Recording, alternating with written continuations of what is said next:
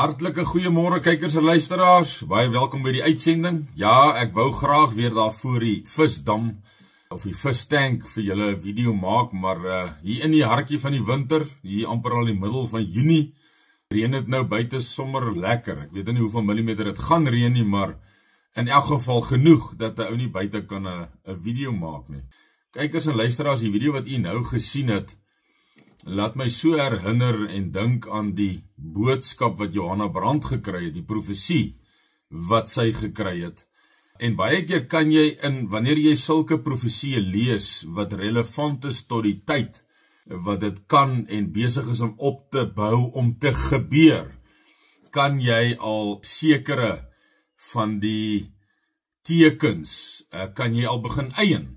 En waarna ek hier verwys is, as u luister na hierdie video opname wat in Potchefstroom volgens berigte gebeur het, en u hoor self op die video hoe hulle Kill the Boer, Kill the Farmer sing, en dan daai Kill the Boer, Kill the Farmer,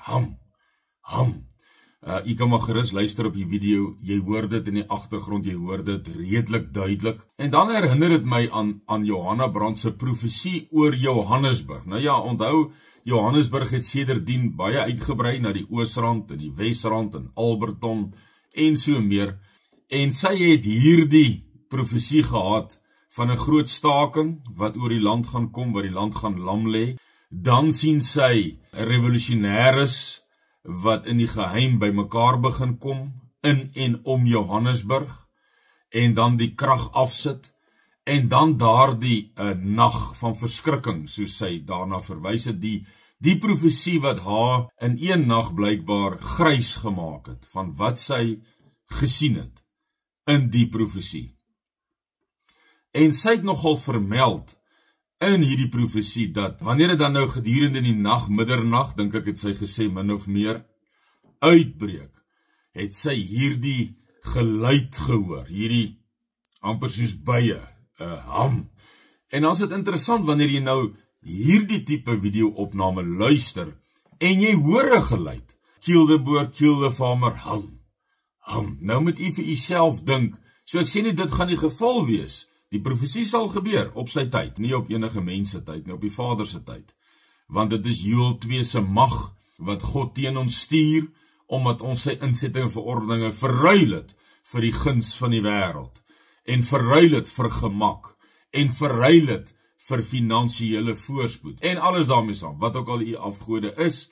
Ons het ons nou met daardie afgode gekies, en Hosea 2 en Joël 2 sê dit vir ons baie duidelik, Hosea 2 en Joël 2, en Micha 4 sê ons sal die stad verlaat en in die veld gaan woon. Dit sal juis wees om te vlug vir dit, wat ons nou op video's begin hoor en sien. En Joël 2 beskryf hy mag vir ons baie duidelik, hulle hardloop soos perde, kyk maar die voorvoete van 'n perd wat hardloop, hoe lyk dit in vergeleke met jou Natal onrus, wanneer hulle uit die inkopiesentrums uit hardloop, kyk na daardie ooreenkoms, so akkuraat beskryf, wat op dakke klim, wat deur vensters kruip, wat elkeen sy eie rigting hardloop. So ja, ek gaan nie te veel op dit uitbrei nie, al die fisiese eienskappe en tekens is duidelik en voor die hand liggend sigbaar. So ja, dit herinner my aan daai spesifieke gedeelte van Johanna Brandt waar sy sê, hulle het 'n bromtipe geluid, amper soos bye. Nou baie interessant, hoe sou sy nou hierdie beskryf het? Sou sy nou, wanneer sy hierdie opname gehoor het, sou sy gesê het, dis dit, Kill the Boer, Kill the Farmer, Is dit wat sy gehoor het? Ek weet nie. Ongelukkig leef sy nie meer, dat ons haar kon vra nie. Maar ja, dit is waaraan hierdie video my herinner, en dan wil ek u 'n bietjie herinner en terugvat na toe Dr. Gregory Stanton, die voorsitter destyds van die World Genocide Watch, Suid-Afrika besoek het. Hy het nog daar in die Transvaalse Landbou Unie baie baie goeie advies en raad vir ons gegee. Gaan kyk gerus die video's, soek dit maar net op, Gregory Stanton in South Africa, daar in Transvaal Landbou Unie se konferensie fasiliteite wat ons Suidlanders ook al by paar geleenthede gebruik het, vir ons gesê dat ons is so rondom fase 6-7 van 'n volksmoord, die blanke in Suid-Afrika. Dis nou deur 'n neutrale, gesaghebende dokter Gregory Stanton van Amerika, wat in sy span baie kundige spesialiste het, wat volksmoorde monitor daardie tyd, veral dan ook oor die wêreld.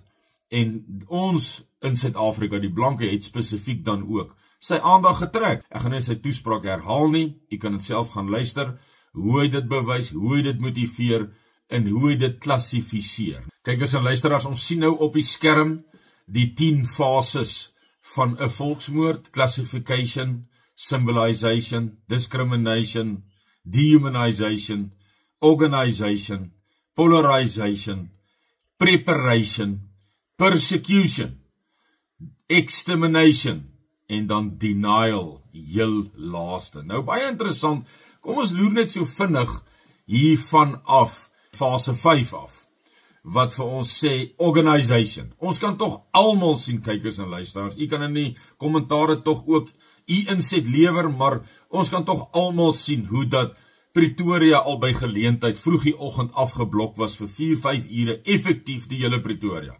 En so kan ons gaan kyk elders in die land. Ons het gekyk hoe gesinkroniseerd die opstand en die geweld plaasgevind het daardie tyd in Kolini, Lichtenburg, Sannieshof, Delareyville, daar in Noordwes-Transvaal, Mafikengse omgewing en alles daarmee saam, hoe georganiseerd dit was. Ons het gesien hoe die Natal onrus, hoe effektief en vinnig dit geloods was en net so vinnig weer doodeenvoudig tot 'n einde gebring is. Nou dis organisasie, Daar is legio voorbeelde vir dit. So, ons kwalifiseer baie duidelik vir fase 5 van volksmoord volgens die internasionale groep of kenners World Genocide Watch.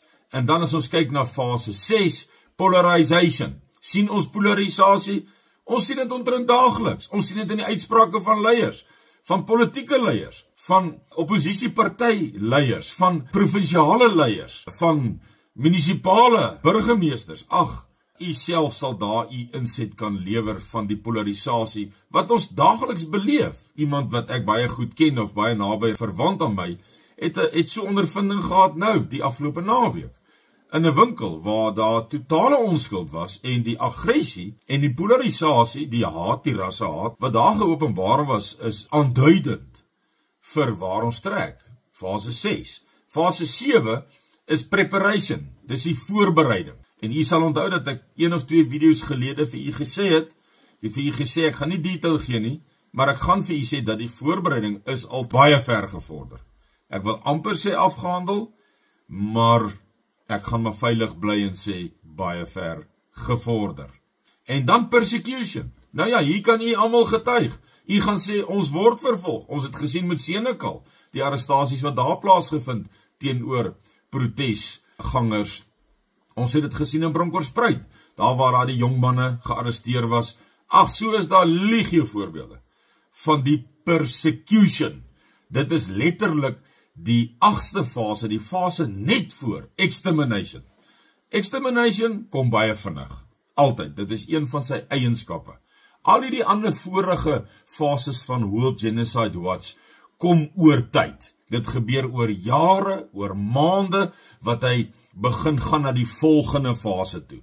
Hy is byvoorbeeld van dehumanization fase 4, gaan hy na 'n fase 5, organization, hy begin al eienskappe van 5 kry, maar hy is nog 4. Dan later het hy genoeg van 5, om te sê ons is nou op fase 5 van Genocide Watch se fases. En dan begin hy al oor tyd, begin hy polarisering oorgaan, organisering, polarisering, preparation, voorbereiding, persecution, vervolging. En ons het mos al die vervolging gesien. Die preparation is duidelik sigbaar in die sukses van elke protes, wat in terme van tyd, in terme van die afblok van waterpaaie, hoe effektief het gebeur, is absolute bewys en 'n getuie daarvan. Dan die extermination fase, dit is die Rwanda. Almal sal dit verwys na Rwanda se volksmoord, maar onthou, daardie volksmoord was ook deur al die fases vooraf gegaan.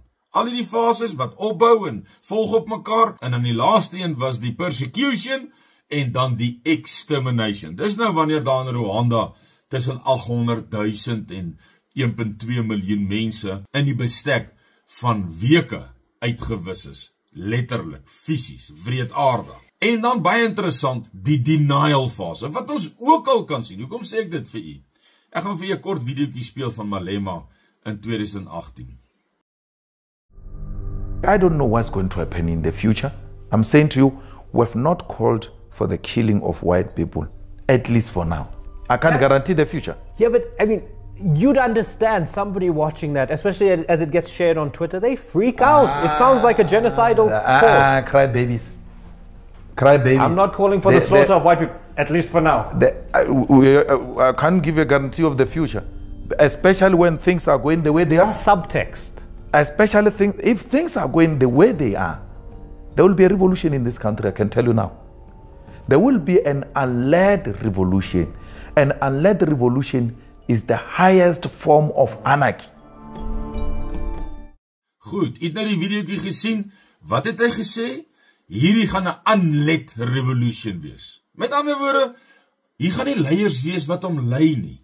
Dit gaan 'n unled, en onthou ook wat hy saamgesê het. Daar is geen erger vorm van anargie. Wie Joel 2 se mag, wie Joel 2 se beskrywing van wat in Suid-Afrika gaan gebeur, alles pas soos handskoen, al die kante toe. Al die kante toe. Dis so interessant, dis jammer, mens kan nie aanhou praat oor dit nie, maar ja, net oor hoe Joel by dit, want dis die profesie bedoel vir Suid-Afrika. En ek gee nie meer om wat mense se opinies is. Dit maak geen indruk meer op my nie. Die opinie wat vir my belangrik is die kennis en die wysheid en die waarheid en die verstand in die woord van God. Dis wat vir my belangrik is. En daardie profesie, die dag wanneer hy afgespeel het, dan sal almal maar net kan terugkyk en sê, God was weer waar. Het was weer waarheid. Ons het weer die waarskuwings gehad, ons het weer die kennis voortydig gehad, wat ons of verwerp, of gekies het om nie te verwerp nie. Nee, dis elkeen van u se keuse. Ons sal wel die vrug dra van ons keuses, dit is net hoe dit is regverdig. So, dan is dit die extermination fase, nee? Dis nou wanneer Joel 2 sê, hardloop op die dakke, kruip deur die vensters, raak nie uit gelidheid nie. Sommige van hulle sal val deur die wapen heen, maar hulle bly in gelid, want hulle is so baie. So jy gaan geen duit maak deur fisies daarteen op te staan nie. Joel 2 beskryf dit vir jou.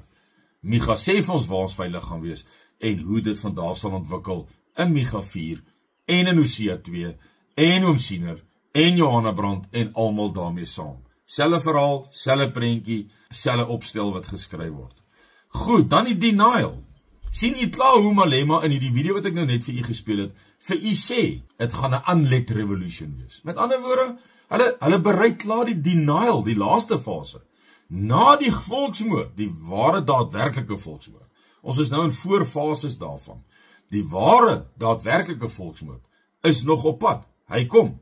Hy's voor die deur. Hoekom?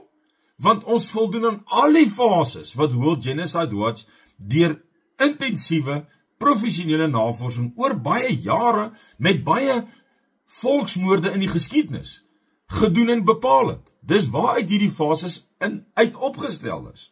En ons het nou net vir mekaar gesê, ons het net gekyk na 4, 5 en 6. 5 is organization, ons sien dit. 6 is polarization, ons sien dit.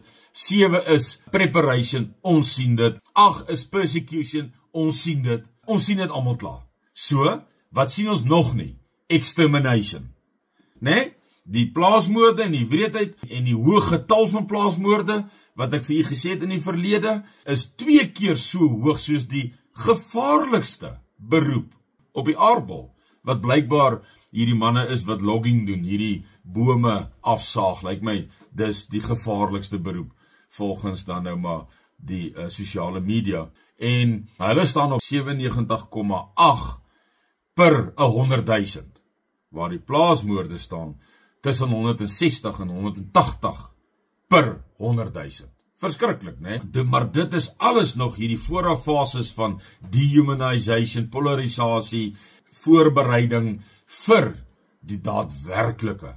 Soos wat ons nou eintlik maar sien, wil ek amper sê, in die Midde-Ooste, waar mense op 'n groot skaal, siviele mense, doodgaan en doodgemaak word. So, dit is die extermination fase, né? Hoe dit ook al sê, dan is dit die denial. En ek gaan weer vir julle sê, het gehoor, hoekom sê Malema, het gaan 'n leierlose revolusie wees. Unled. So onmiddellik verskoon hy al die leiers.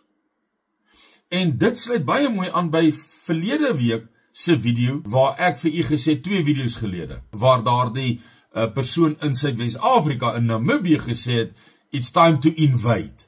Nee? So wat is hy besig om te impliseer vir ons daar? Hy impliseer dat die massas gaan die invasion doen.